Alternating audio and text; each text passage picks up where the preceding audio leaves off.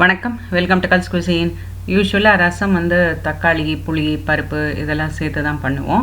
இன்றைக்கி நம்ம பார்க்க போகிற ரெசிபி கொஞ்சம் டிஃப்ரெண்ட்டானது. மோரில் ரசம் எப்படி பண்ணலான்ட்டு தான். இதை வந்து சூப்பாகவும் சாப்பிட்லாம், சாதத்துலேயும் பிசைஞ்சு சாப்பிட்லாம். ஸோ இதுக்கு ஃபஸ்ட்டு ஒரு கடாய் அடுப்பில் வச்சு 1/2 டீஸ்பூன் எண்ணெய் சேர்த்து அதில் 3/4 டீஸ்பூன் வெந்தயம் வந்து நல்லா பொரியணும். பொரிஞ்சப்புறமா இதை ஒரு பிளேட்டுக்கு நம்ம ட்ரான்ஸ்ஃபர் பண்ணி எடுத்து வச்சிடலாம்.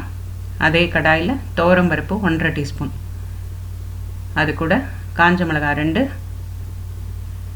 மிளகு 1/2 டீஸ்பூன். இது பருப்பு கோல்டன் ப்ரௌன் ஆற வரைக்கும் வறுத்துட்டு அது கூட ஜீரகம் 1/2 டீஸ்பூன். சும்மா அப்படி ஒரு பெரட்டிட்டு அடுப்பை நம்ம ஸ்விட்ச் ஆஃப் பண்ணிடலாம். இதை வந்து நல்லா ஆறட்டும். ஆறின அப்புறமா இதை பவுடர் பண்ணிக்கலாம்.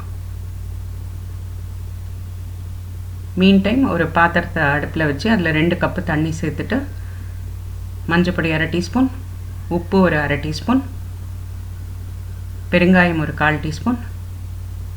இப்போ இதெல்லாத்தையும் நல்லா மிக்ஸ் பண்ணிடலாம். இது கொதிக்க ஆரம்பிக்கிறச்சு நம்ம அரைச்சி வச்சுருக்கிற அந்த பொடியை சேர்த்துடலாம். அடுப்பை வந்து லோ ஃப்ளேம்லேயே வச்சு பண்ணலாம். பண்ணிவிட்டு இதை நல்லா மிக்ஸ் பண்ணிடலாம். கட்டி இல்லாமல் மிக்ஸ் பண்ணிடணும். இதை வந்து ஒரு 1 நிமிஷம் கொதிக்க வச்சா போதும். இது கூட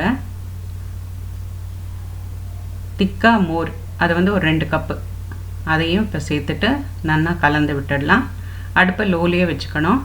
இதை வந்து மேலே நுர பொங்குற வரைக்கும் வெயிட் பண்ணிவிட்டு கொஞ்சமாக கருவேப்பிலை, கொத்தமல்லி சேர்த்துட்டு அடுப்பை ஸ்விட்ச் ஆஃப் பண்ணிடலாம். ஒரு பேன் அடுப்பில் வச்சு 1 டீஸ்பூன் எண்ணெய் சேர்த்து அதில் ஒரு காஞ்ச மிளகாய், 1/2 டீஸ்பூன் கடுகு, இது நல்லா பொரிஞ்ச அப்புறமா ஜீரகம் 1/2 டீஸ்பூன் சேர்த்துட்டு கொஞ்சமாக கருவேப்பிலையும் சேர்த்துட்டு அடுப்பை ஸ்விட்ச் ஆஃப் பண்ணிடலாம். இப்போ இந்த தடுக்காவை இந்த ரசத்தில் சேர்த்துடலாம். சேர்த்துட்டு இதை வந்து நல்லா கலந்து விட்டுட்டா நம்மளோட மோர் ரசம் சூப்பராக ரெடி ஆகிடுது. ஸோ நீங்களும் ட்ரை பண்ணி பாருங்கள். டிஃப்ரெண்ட்டான டேஸ்ட்டில் சூப்பராக இருந்தது. இதை சூப்பாகவே நம்ம சாப்பிடலாம். So enjoy. உங்கள் கமெண்ட்ஸ் எழுதுங்க. தேங்க்யூ ஃபார் வாட்சிங்.